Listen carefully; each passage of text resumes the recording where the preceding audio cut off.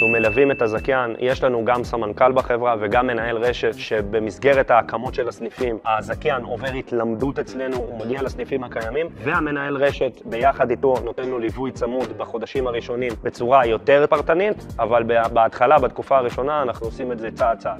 החזון העיקרי שלנו זה באמת להביא את האופנה העולמית והטרנדית בהתאמה לקהל הישראלי. אנחנו פשוט שואבים השראה בכל העולם. כל האופנה אנחנו חיים את זה, יש לנו מעצבי אופנה ומעצבות אופנה, שזה העבודה שלהם, וזה מה שאנחנו עושים עד היום, וזה מה שאנחנו הולכים לעשות בהמשך, להביא את האופנה הכי חדשנית בהתאמה אליכם לקהל הישראלי.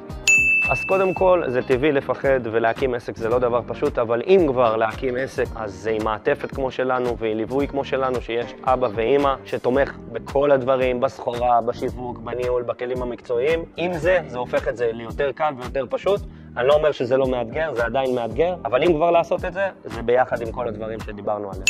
קודם כל משאירים לנו פרטים, המנהלת של הזיכיונות, היא תחזור אליכם, תסביר לכם על העסקה יותר לעומק ותפרט. לאחר מכן, במידה וזה מעניין, אתם מגיעים לפגישה אצלנו במרלוג, פגישה ביחד איתי, שעוברים על הפרטים יותר לעומק, אתם רואים את המרלוג שלנו, את המעטפת בעצם בעיניים, ומשם מתקדמים לשלבים הבאים.